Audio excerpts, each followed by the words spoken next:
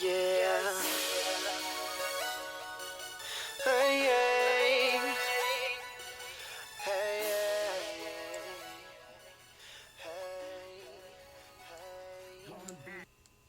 Want to welcome everybody to the 110 Nation Morning Show.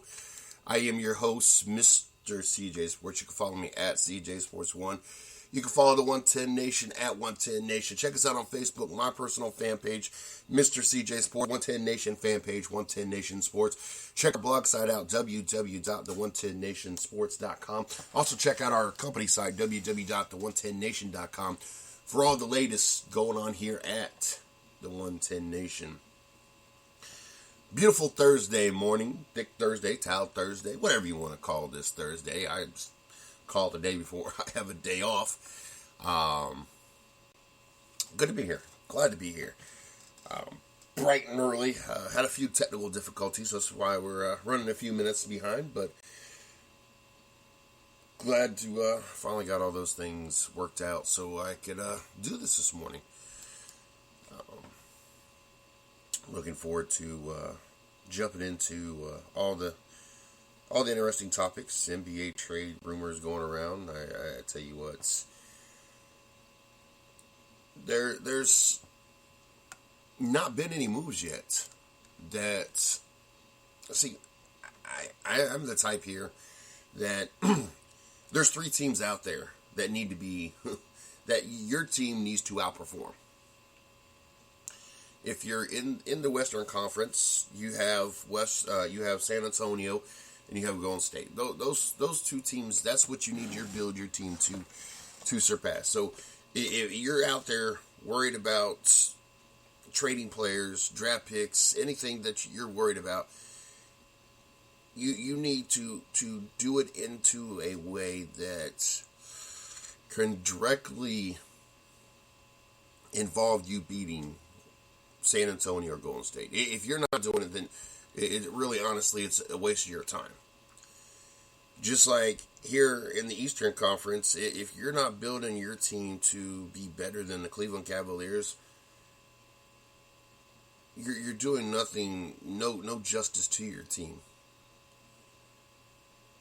And people are, well, Mr. CJ Sports, they're putting themselves in a position. You're not putting nothing. If you think that Golden State, San Antonio, or Cleveland are going anywhere anytime soon, you're sadly mistaken. These teams have structured themselves through draft picks, through everything that they have done to be here for a while. I mean, San Antonio. God, how long they've been going at this? It seems that they've been this dominant force in the Western Conference for 10, 15 years. Golden State's. If you honestly think that what they've created out there in Golden State is a short, temporary thing, you have another thing going. It is going to be a long drought a long drought and nothing but heartbreak and disappointment if you think that Golden State is going anywhere soon. And you have to be building yourself a team that can compete with them, not in the future, now. As we know that the lifespan of a player on a team is not that long. And if you are not building your team to secure your job now, David Blatt, prime example, took his team to the NBA Finals. Went 6 games with Golden State. Going 6 games with missing two of their big three. Something that is never heard of. Making as far as they did. Was first place in the Eastern Conference this year. Again. Well, they weren't first last year. Atlanta was. And loses his job. What? Because he could not keep up with the Golden States and the San Antonio Spurs. That is the measuring stick. Granted, Cleveland is the measuring stick.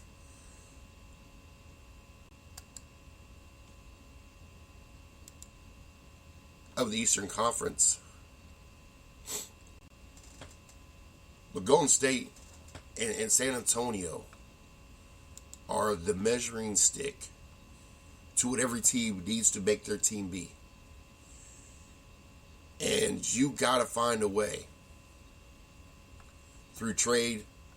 Obviously, it's already too late for draft to make your team be relevant, to put your team in the best predicament to be able to take down one of these two top teams or top three teams if you're in the Eastern Conference. I don't think that Cleveland could beat Golden State, and I think it would be a real fun slobber knocker of a contest to watch.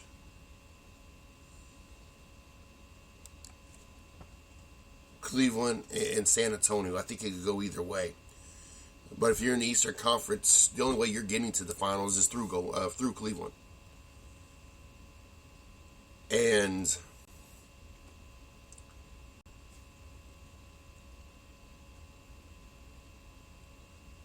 if you're not putting yourself in that position, then honestly it's kind of quite pointless. You're not secure in your job. You're not putting your players in the best opportunity to be successful or have a long stay at the team.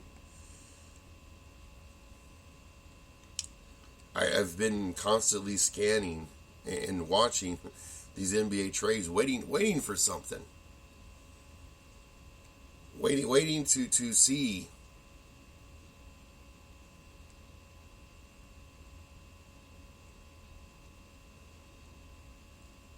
what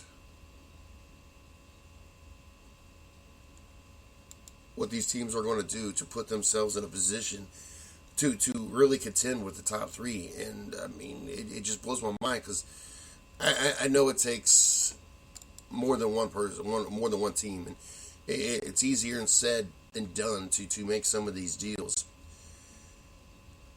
But honestly, the way that this league is going and the way that Cleveland, Golden State, and San Antonio showed the dominance that they show, I honestly thought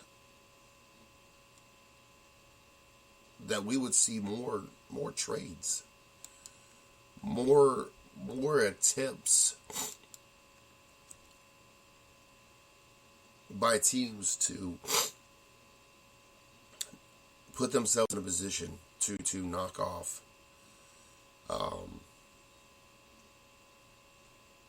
those top three. Sacramento Kings fire assistant coach against George Karl's wishes. I mean, obviously something had to happen in Sacramento. There's too much talent out there to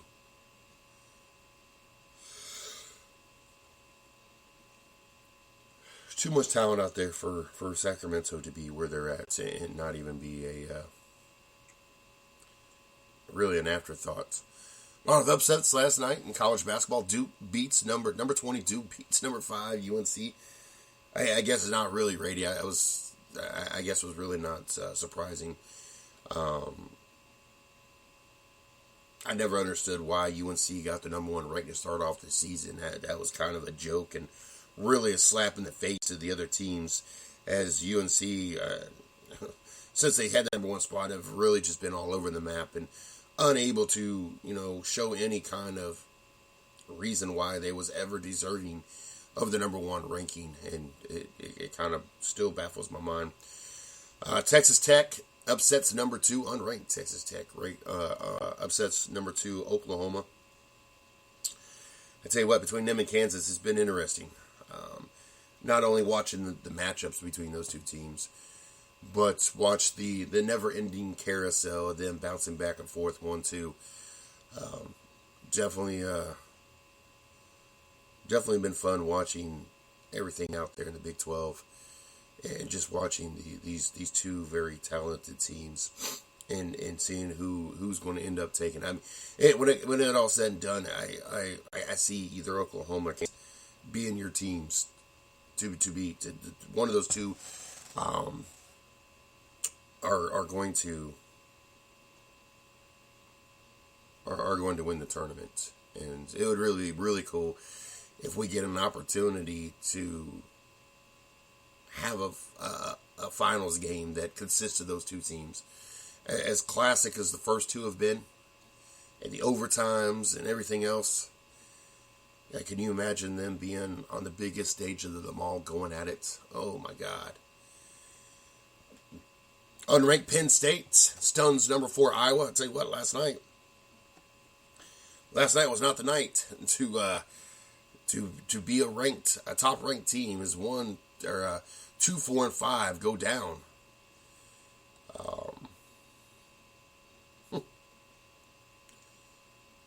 Just was not the day to be. Got some great games today. We got Utah and Washington. The NBA gets back underway in Washington. Chicago travels to Cleveland. God, I got some action to watch tonight. I got the qualifying races for NASCAR as they finish setting the rest of the field. They got Cleveland at home against Chicago. As of course I'll be tuning into that. Wisconsin travels to Michigan State, number 8 Michigan State. That's 9 o'clock. I'm gonna end up missing that. San Antonio travels to LA for the Clippers on TNT as well. I will finish as the show wraps up tonight. The 110 Nation Sports Show. I will follow that with the San Antonio Clippers game to watch. On the ice, they got Detroit at Pittsburgh, Washington at New York, Carolina at Ottawa, San Jose at Florida, Winnipeg at Tampa Bay, New York Rangers and earlier it was Washington at the Islanders, Rangers at Toronto, Los Angeles at St. Louis, Boston at Nashville, Minnesota at Edmonton, Dallas at Arizona, Anaheim at Vancouver,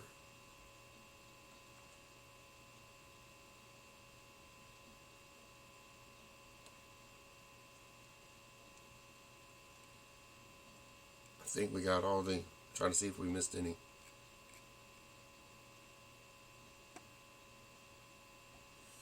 Looks like we got everything covered, so.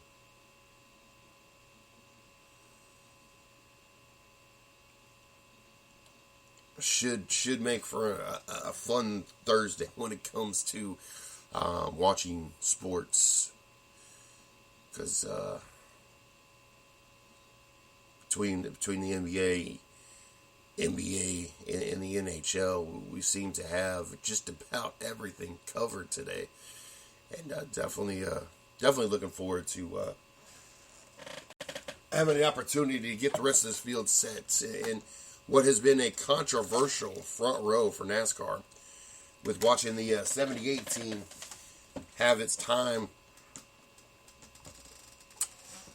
disallowed because of a roof flap that was not lashed and secured flush with the roof of the car, and to simply be able to watch a video of Chase Elliott's having the same issue, but his time allowed and giving him an aero advantage, and obviously giving him the reason why he's on the front row.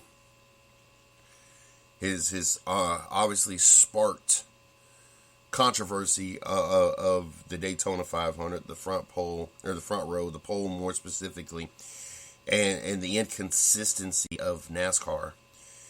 And so today's dual qualifying races ought of make things interesting, and I'm dying to hear those in the studio today, and hopefully I don't have to listen to Jeff Gordon, but be interesting today to hear their explanation, and I'm hoping that they did their job and they questioned NASCAR about it. Now, of course, you got Gordon, Dale Waltrip, and Mike Joy up there, and I'm sure none of them have a pair of brass balls and have gone to NASCAR and asked them why Chase Elliott, his time was allowed when it was obvious that he was in the same infraction of Martin Truex.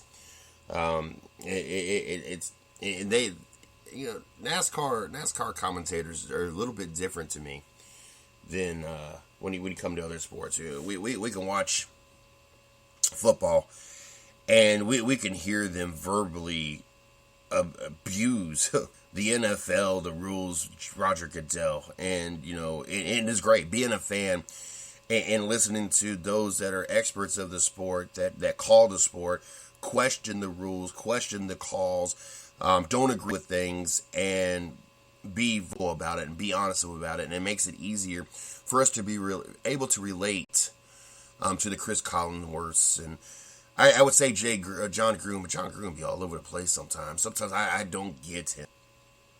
I understand that you're highly overpaid as a football commentator. I understand that you won a Super Bowl, but I also understand sometimes you act like you won something, and there's no other way to describe it sometimes.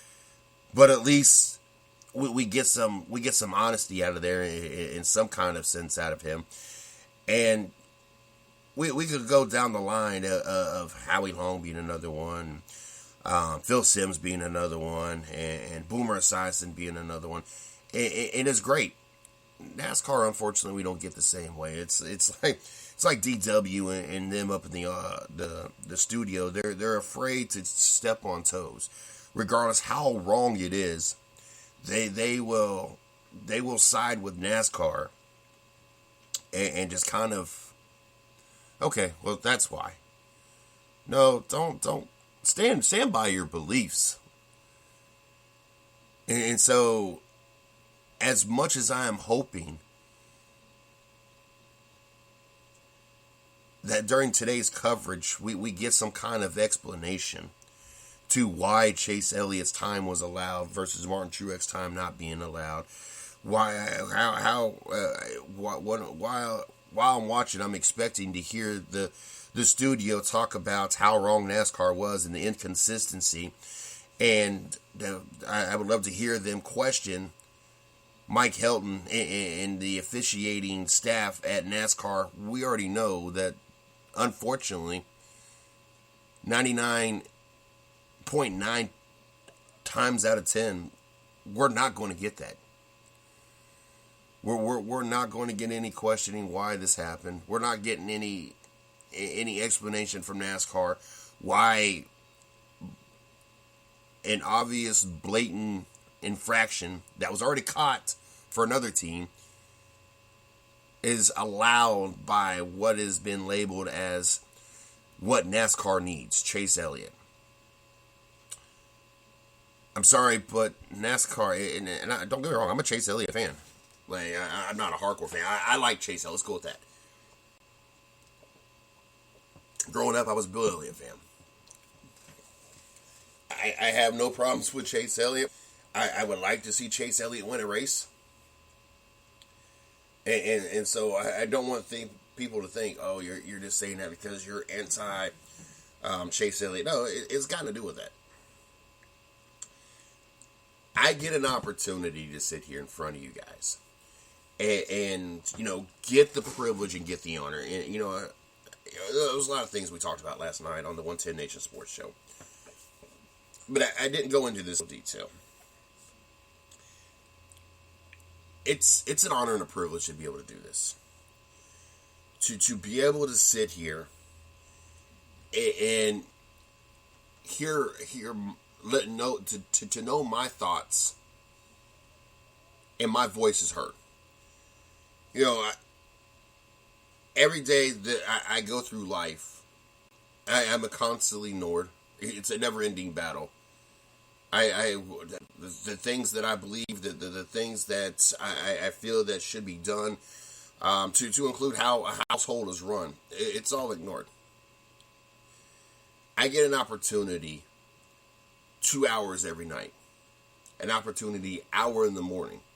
Regardless if you believe what I believe, I get an opportunity to sit here and my thoughts and my words are heard, not ignored. Sometimes you agree, sometimes it draws a reaction and you disagree. Sometimes I hear comments and get messages because you either agree or don't disagree, or that you don't agree. And sometimes I get nothing. I know that I'm heard. I see the numbers. I'm well aware of how many people on a show-to-show basis have listened to what I said. And to me, that's one of the coolest things about what I get to do. It's the one part of the day that I know that I'm heard.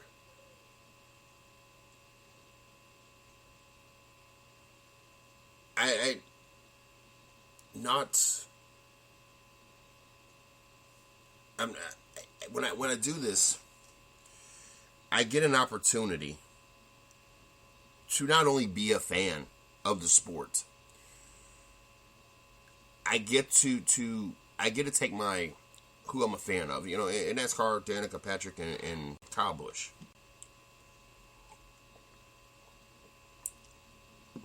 I'm a Danica fan first. I want to see the underdog story. Female racer do what another female has been able to do, and she continues to do that. We talked about this yesterday. How many females have ever had a successful career in NASCAR? I mean, successful. I understand Danica's not won a championship. I understand she's not won a race, but how many females have competed in the Sprint Cup Series, or formerly known as the Winston Cup Series? Full season. Full 36 races. First of all, that's a zero. And then has been able to do that multiple years. And then I'm a Kyle Busch fan. I love being a fan of the most hated driver, maybe besides Brad Keselowski. I don't know, you might throw Jimmy Johnson in there as well. But to be able to pull for someone that nobody else is going to pull for. I am by no stretch of the imagination a bandwagon kind of guy. And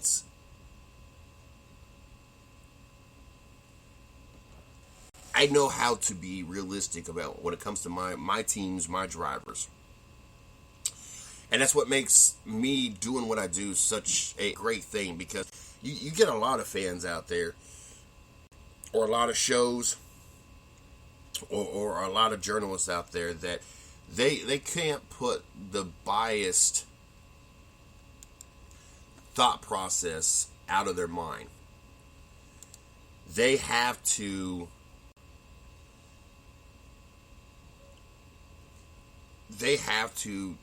promote and side with their athlete or their team nonstop.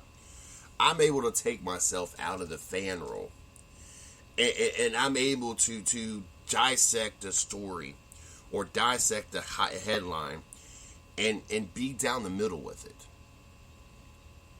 When I'm talking about the Cleveland Cavaliers, I call it down. I don't think that they're going to win the NBA Finals. Not with Golden State being out there. And up until the matchup that Cleveland played San Antonio and beat them by 20, 30 points, whatever it was, honestly, I didn't think they had a shot against San Antonio.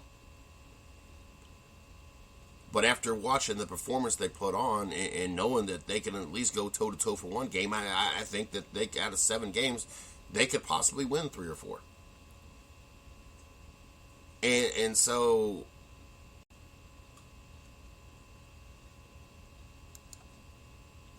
therefore, I believe that they have an honest opportunity to beat San Antonio.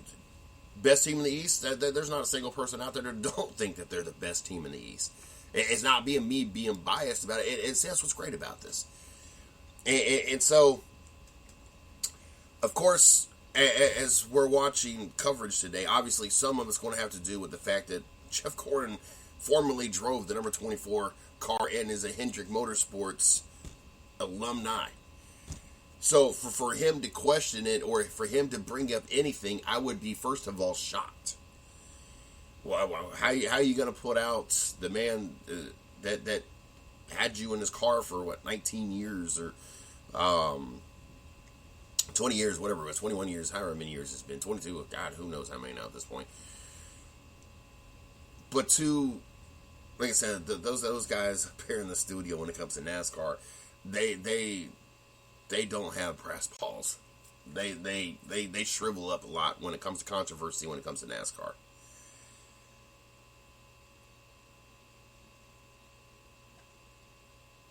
It would be great to be able to see that today. But we already know what is what. We already know how this rolls in NASCAR. And so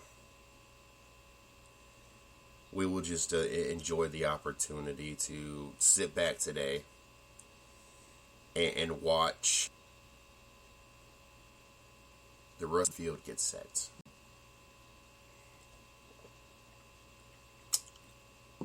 A little pre-race action, and it's great because it's kind of, I would say it's kind of on the line, but at the same time it's not, because they shrunk the field to 40 cars. They have this new charter system that guarantees 36 spots, and 2 spots already been locked up.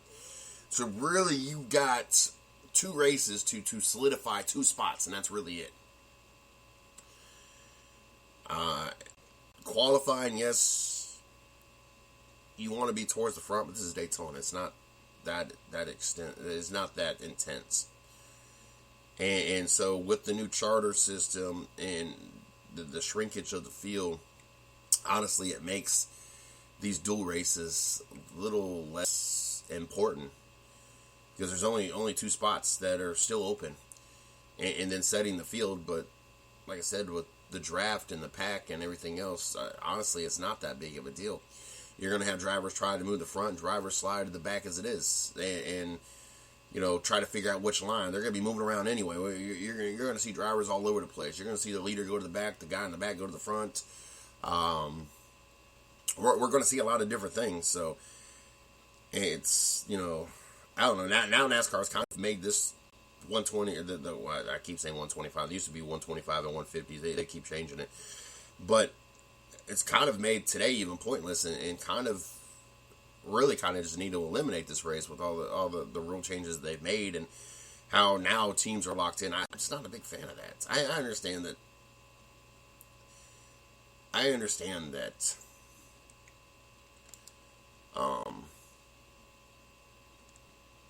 This is a sponsor-driven sport. And I understand that to have some kind of security, it is good. And I understand all the rest of the sports, they don't have this same complication. They know that just because they lose, the New York Giants are not going somewhere. Or just because they go on a 3-game lose skip, the Oakland Athletics are not going somewhere. Or hell, we talk about the Philadelphia 76ers this year that lost 20-something games to start off the season. It ain't going nowhere. I understand that other sports that if they don't perform up to par, that they're not going to miss a game. They're going to play their game. No matter how rough the game was before, the leading up to the game, how rough they look, they're going to be in that game. And I understand that that's different. But that's also what separated NASCAR from the rest of the sport. No guarantees. You had to earn. Now, it's not a God-given right that you're going to be out there in the field, or God-given right whether or not you're going to be on the court, or God-given right whether or not you're on the ice. NASCAR, you had to earn it every single week, making these athletes some of the most competitive, the most loyal, the hardest working athletes out there. Because you had to, every single week, perform up to a certain level before you even got an opportunity to be out there on the track. Then to know the insanity that we have drivers that are sent home because they weren't fast enough, or they were faster than drivers that are guaranteed a spot. But because those spots are already guaranteed, we're now not getting that. And that's my biggest problem with the charter system, is the fact that we are not getting the best product possible. And I think that really does not set well with me. Richard Petty owns two spots with the 43 and 44. Richard Childress owns 3 charter spots, the 3, 27, 31. Penske, obviously, with Logano and Keselowski. Hendrick Motorsports got all 4 of his teams chartered. Roush has got all 6 of his team, and he could have saved him some money or sold one and not even guarantee Stenhouse. And of course, we know Stenhouse might not ever make a race that way, but I guess that's one. If you had to make sure that you was guaranteed, that's the one you would have to spend the money on. Of course, Chip Ganassi got both of his. Joe Gibbs Racing only was allotted 3, the 11, 18, and 20. So the 19 car, they're either, and the way it's looking is the 19. Michael Waltrip Racing had 2 spots, 2 charter systems for the 15 and 5. It looks like the 19 is going to buy one of them, and then Stuart Haas was only given 3. Or was able to get 3. Looks like they're going to buy the other Michael Waltrip. They're going to outbid everybody else to get the other spot to make sure that Joe Gibbs Racing gets all 4 of theirs. Stuart Haas gets all 4 of those. Front row furniture given 2 for the 34 and 38. JTG Daughtery Racing, it's 1 with 47. Tommy Baldwin, 1 with 7. Germain with its 3. Go Fast Racing, the 32 car. BK Racing, the 23 and 83. Premium Sports with the 46. Last year was a 62. Circle Sports Racing with the 95. Last year was a 33. And then H. Scott Motorsport carrying it for the 15 versus the 51 last year. Those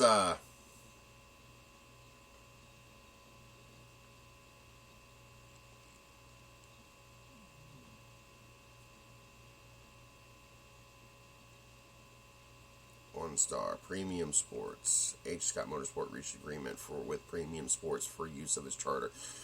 So H. Scott, is using the Premium Motorsports, so they can get 2 in there, and obviously Premium Motorsports is going to work themselves, think that they can qualify him. But see, that's my issue with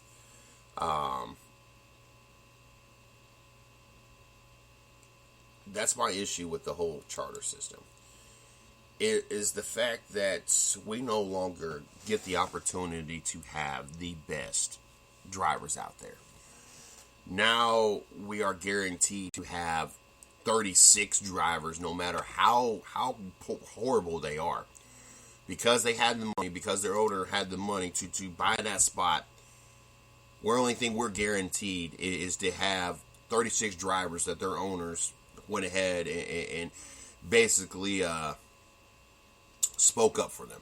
Is basically what it boils down to.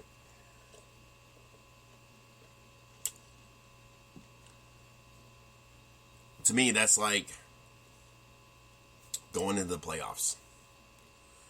I mean, should the NFL do this? Should they have a charter system that guarantees a certain amount of teams that got to go to the playoffs no matter how they perform? I mean, it's kind of the same thing. You're not getting the best product possible on a Sunday afternoon.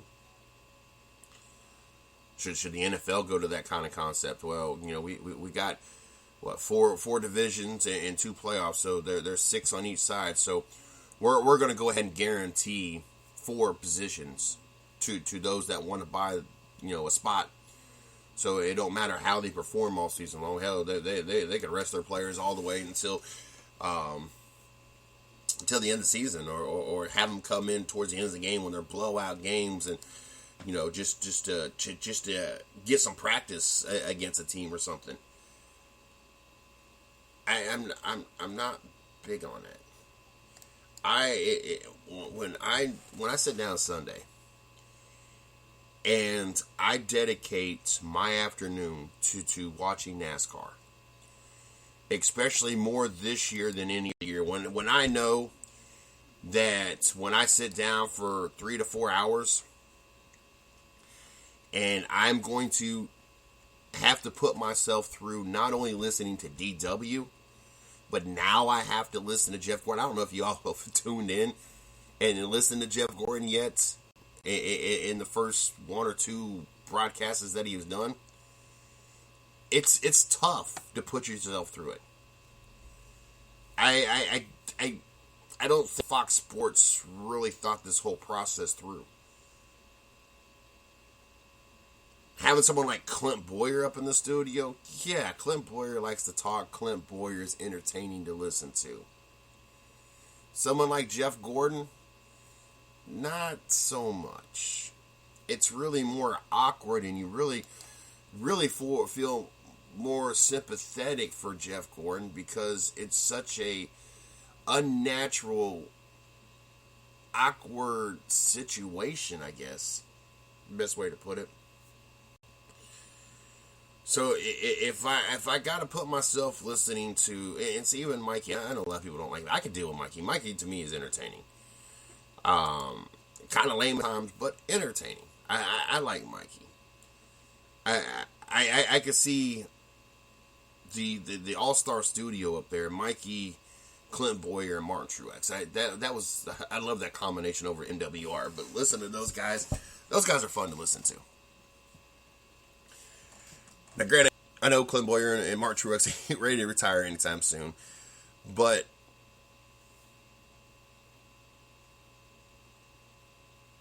if I'm going to sit down Sunday and already know going into Sunday, regardless how well the race is, if it's a blowout race, if it's a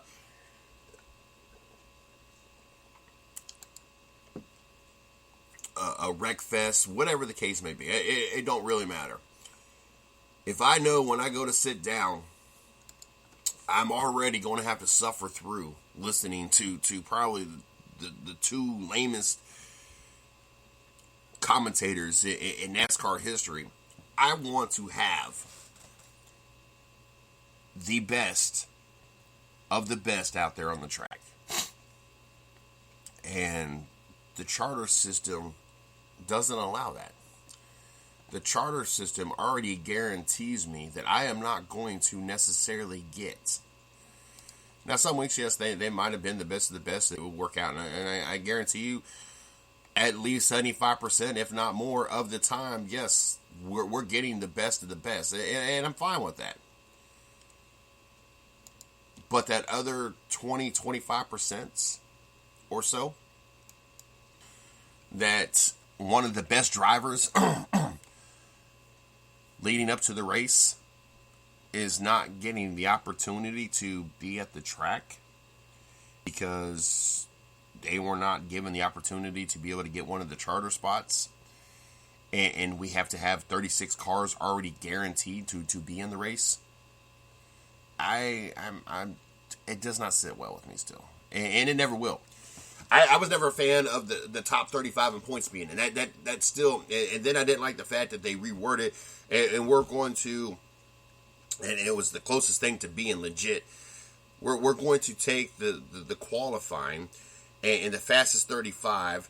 Then the next 5 after that, we're going to take the top 5 in points, and then the other 2 are once per provisional, or the other 3 once per provisional, and the other 2 are. I forget how it was locked in. I think there's 2 provisionals and another or something. I passed chance. I don't know what it was. But it was the closest again. It was basically the same thing, just reworded. And I was not even a fan of that system because you were still locking in the top 35 in points, not the best coming to that track. Just because you happen to be in the top 35 for points does not mean you were the best driver at Bristol, or the best driver at Daytona, or the best driver at Talladega. That's not what it means. It just means that you happen to be in the top. You happen to beat the other 7 to 10 people that are battling it out in getting opportunities to either being on the track or less fortunate machinery or whatever. But whatever the case may be, it does not mean that you're necessarily better than them. at that particular track. And that's the part that I didn't like then. And to know now that we are not getting the best of the best, that we're getting 36 drivers guaranteed a spot, regardless how piss poor they perform.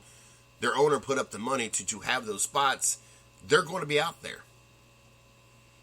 And now we just got you only got 4 spots that are legitimately earned.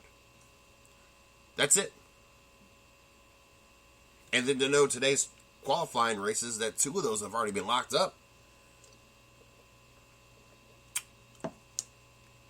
I can remember watching these qualifying races, and there be a handful of spots open. NASCAR it keeps constantly making things be irrelevant and not make it as exciting as it once was or it could be. But don't guarantee nothing. Make them earn everything. Could you imagine having to lay down and prove that you are the best and that you deserve to be out on the track instead of just giving it to them? Oh my God, qualifying would be intense. I know they talk about the excitement and the intensity of it. It's not that intense. You're guaranteed a spot. You're going to be out on the track. Regardless, you smack the wall. It don't matter if you flip 20 times. Dale Jr., you're going to be at the race. Your spot's already been bought. How's that intense? How's that exciting? How is guaranteed spots make the sport any better?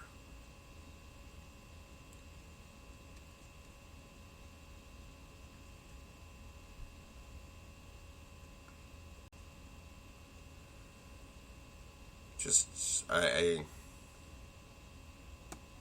crazy. I don't get it.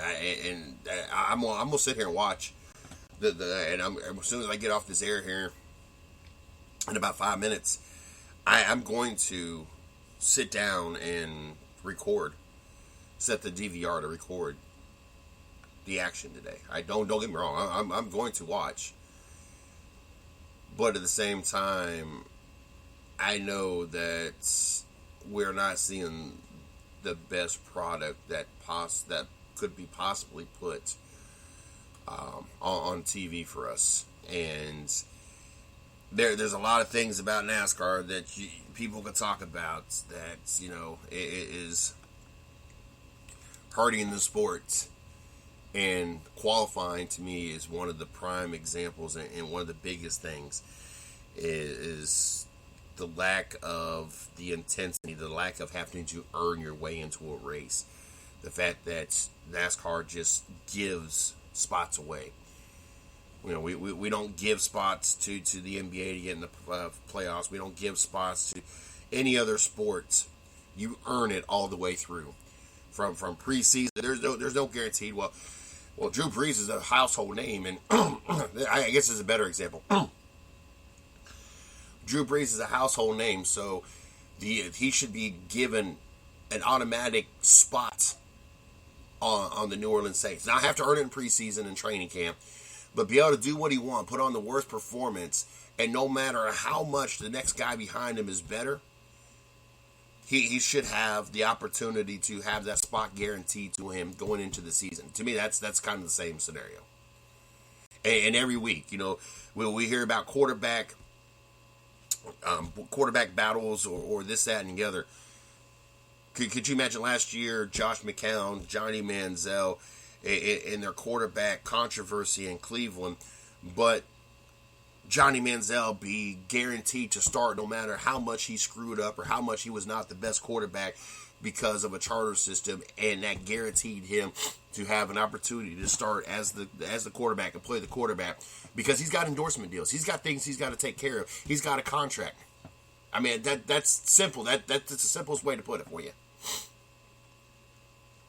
Don't forget tonight we got Utah at Washington at 7 p.m. We got Chicago traveling to Cleveland at 8 p.m. on TNT. Then following that up, we got San Antonio at the Clippers on on TNT as well at 10:30. So make sure you guys tune in to that tonight. Get you some great NBA action. Don't forget today we got I keep wanting to say the 125 qualifiers, the 150 qualifiers. They've been both. To be politically correct, because I don't know exactly what they call them these days. Don't forget we got the qualifying races. In the NCAA, we got Tennessee traveling to 14th ranked Kentucky. You got 21st ranked SMU traveling to Connecticut. 6th ranked Maryland traveling to Minnesota. And Wisconsin traveling to 8th ranked Michigan State for some great action on the courts for the NCAA as we inch ever so close to the to March Madness. Trying to give you guys a rundown to get you guys' day started. So I know a lot of people want to talk some garbage today when they go to work. Yesterday on the courts with the NCAA rundown, not only we talked about the top, we talked about 3 of the top 5 teams being knocked out. Let's run through all the scores for you guys. 12th ranked Arizona at home beat Arizona State 99-61. Of course, Duke went into UNC and won 74-73. Texas Tech at home over Oklahoma 65-63. 11th ranked Miami of Florida beat Virginia Tech 65-49 at home. Indiana home over Nebraska, 22nd ranked Indiana, 80-64. Currently number one ranked, as a lot of people had Oklahoma projected with Villanova. Not able to hold on. It looks like not hold on to that number one spot. It might now that Oklahoma's been knocked off. But currently number one ranked Villanova traveled to Temple, won 83-67. 18th ranked Louisville at home over Syracuse. I don't know why I kept wanting to say Sacramento. 72-58. As no, it didn't look right. 8th ranked Xavier over 23rd ranked Providence at Xavier 85-74. At home, St. Joseph at home over 15th ranked Dayton 79-70. And then, of course, Penn State at home over 4th ranked Iowa 79-75. That was all your action out there on the hard courts for the college boys out there. So get you guys ready for the day. Don't forget tonight, we got the 110 Nation Sports Show. Kicks off at 9 o'clock. Looking forward to that. Don't forget you can check me out at CJ Sports 1. You can check out the 110 Nation at 110 Nation. Also, make sure you guys check out us on Facebook, my personal fan page, Mr. CJ Sports. The 110 Nation fan page, 110 Nation Sports. Also, check out our blog site, www.the110nationsports.com. And check out our company site, www.the110nation.com, for all the latest going on here at the 110 Nation. Make sure you guys have a great day. Make sure you guys catch plenty of action. If it's NASCAR, NBA, NCAA, there is stuff going on all over today. So make sure you guys enjoy today, have fun with it, and be back here tonight at 9 p.m. You guys have a great day.